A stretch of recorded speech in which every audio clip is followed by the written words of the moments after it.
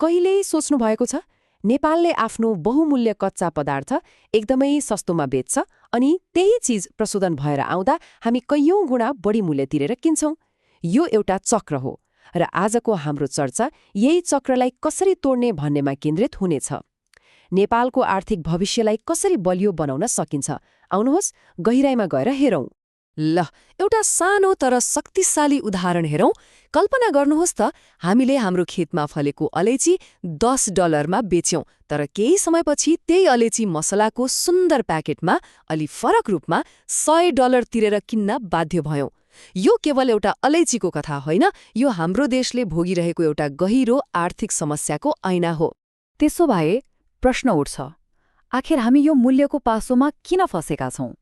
र त्योभन्दा पनि महत्त्वपूर्ण कुरा, यसबाट बाहिर निस्किने बाटो के हो त? आजको हाम्रो विश्लेषणले ठिक यही प्रश्नको उत्तर खोज्ने प्रयास गर्नेछ।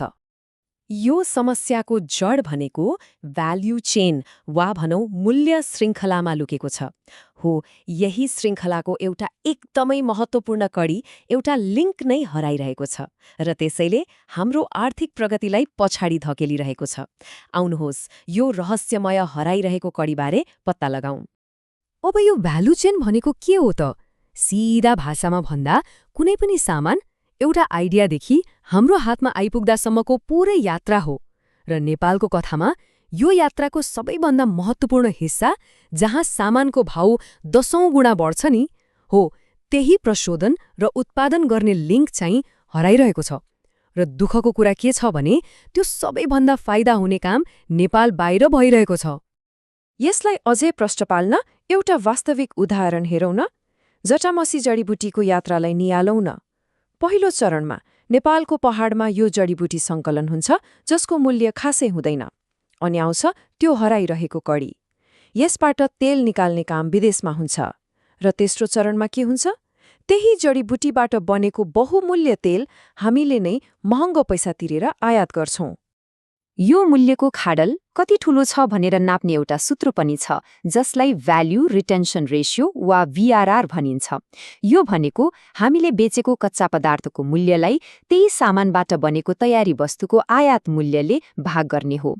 यदि यो अनुपात एकदमै कम आयो भने यसको सिधा अर्थ हो हामीले आफ्नो सम्पत्ति र मेहनतको फल अरूलाई सित्तैमा जस्तै दिइरहेका छौं। ल, समस्या त हामीले पहिचान गर्यौं हैन त? अब समाधानतिर लागौं। खुशीको कुरा के छ भने विस्तृत अनुसन्धानपछि एउटा स्पष्ट 10 बुन्दे औद्योगिक खाका तयार भएको छ, जसले यो चक्रलाई साँच्चीकै तोड्न सक्छ। अध्ययनहरूले के देखाएको छ भने नेपालमा यो भ्यालु चेनको खाडल पुर्न सक्ने 100 भन्दा बढी सम्भावित उद्योगहरू छन्।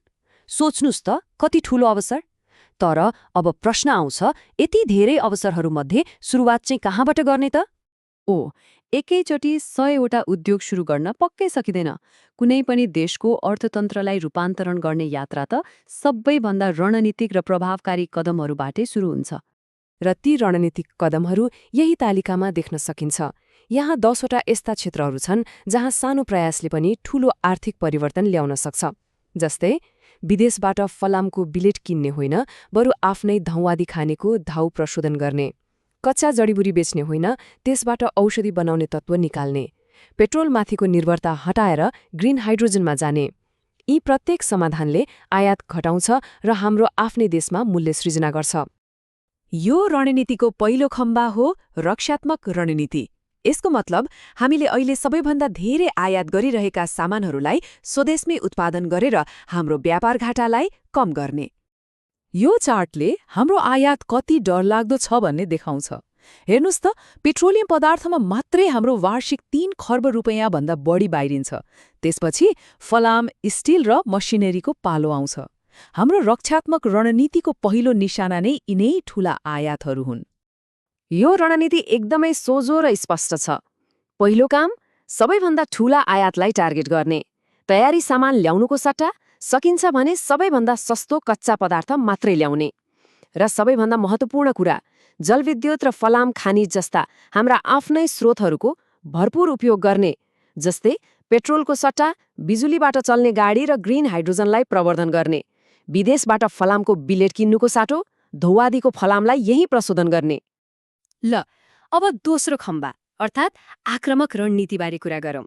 यसको लक्ष्य हो नेपालले अहिले गरिरहेको निर्यातको मूल्यलाई कैयौं गुणा बढाउने। यो आक्रामक रणनीतिको शक्ति कति छ यो चार्टले छर्लङ्ग पार्छ। हेर्नुहोस् त, कच्चा अलैँची बेच्दा आउने आम्दानी र त्यसैबाट तेल निकालेर ब्रान्डिङ गरेर बेच्दा आउने आम्दानीमा कति ठूलो फरक छ। 5 देखि 10 गुणा बढी हो। यसैलाई भनिन्छ भ्याल्यू एडिसन। यसको रणनीति पनि एकदमै सिधा छ। सस्तोमा कच्चा पदार्थ बेच्ने काम बन्द गर्ने, प्रशोधन, गुणस्तर वर्गीकरण ग्रेडिङ र राम्रो प्याकेजिङमा लगानी बढाउने। नेपाल टी, नेपाल कार्डमम जस्ता राष्ट्रिय ब्रान्डहरू स्थापना गर्ने। जस्तै अलैँचीलाई त्यसको गुणस्तर अनुसार छुट्याएर राम्रो ब्रान्ड बनाएर वा त्यसको तेल निकालेर मात्रै बेच्ने। त्यसैगरी चियाको लागि नेपालमै अन्तर्राष्ट्रिय लिलाम घर बनाउने र क्यूआर कोड मार्फत कुन बगानको चिया हो भनेर विश्व बजारमा विश्वास दिलाउने। रक्षात्मक र आक्रामक रणनीति त भइहाल्यो, तर नेपालको आर्थिक भविष्यका लागि केही यस्ता नवीन र अहिलेसम्म खासै ध्यान नपुगेका औद्योगिक अवसरहरू पनि छन् जसले खेल नै परिवर्तन गर्न सक्छन्। च्याउबाट छाला सुन्दा अनौठो लाग्ला, तर यो सम्भव छ र भइरहेको छ। विश्वका ठूला ब्रान्डहरूले जनावरको छालाको सट्टा च्याउको जराबाट बनेको मशरूम लेदर प्रयोग गर्न थालिसकेका छन्। यो नेपालको लागि एउटा नयाँ अवसर हुन सक्छ। त्यस्तै अर्को छ औद्योगिक गाँजाबाट कपडा। अहिले विश्वमा वातावरण मैत्री फेसनको माग हत्तै बढेको छ। गाँजाको रेसाबाट बनेको बलियो र टिकाउ कपडा नेपालको लागि एउटा ठूलो निर्यातको सम्भावना बन्न सक्छ। र यो पनि सोच्नुहोस् त, हिमालयको पानीबाट विलासी निर्यात। खाडी मुलुक र चीन जस्ता देशमा प्रिमियम पिउने पानीको ठूलो बजार छ। हामीले हिमालयको शुद्ध पानीलाई आकर्षक सिसाको बोतलमा प्याकेजिङ गरेर निर्यात गर्न किन नसक्ने? यी भविष्यमुखी उद्योगहरूलाई सप्लाबाट वेपनामा बदल्न 3वटा कुरा एकदमै जरुरी छन्। पहिलो, हामीसँग भएको जलविद्युतको सस्तो ऊर्जा प्रयोग गरेर उत्पादन लागत घटाउने। दोस्रो, आधुनिक मसिनरी र प्रविधि भित्र्याउने। र तेस्रो, मेड इन नेपाललाई हिमालयको अनुपम उपहार जस्तो शक्तिशाली विश्वव्यापी ब्रान्डमा स्थापित गर्ने। र अन्त्यमा यो सारांश तालिकाले सबै कुरालाई एकै ठाउँमा ल्याउँछ। यो आर्थिक रूपान्तरणको लागि सरकार र निजी क्षेत्र दुवैको भूमिका उत्तिकै महत्त्वपूर्ण छ। आयात घटाउनका लागि सरकारले कर छुट र सस्तो बिजुलीको व्यवस्था गर्ने अनि निजी क्षेत्रले प्रशोधन उद्योगमा लगानी गर्ने। त्यस्तै निर्यात बढाउनका लागि सरकारले गुणस्तर परीक्षण ल्याब बनाउने र निजी क्षेत्रले विश्व बजारमा ब्रान्ड र मार्केटिङको काम सम्हाल्ने। हेर्नुहोस्, आर्थिक समृद्धिको खाका तयार छ। हराइरहेका कडीहरू पनि पत्ता लागिसकेका छन्। तर अब अन्तिम र सबैभन्दा महत्त्वपूर्ण प्रश्न बाँकी छ। यो सुन्दर खाकालाई यथार्थमा बदल्ने दृढ इच्छाशक्ति र सङ्कल्प हामीसँग छ त?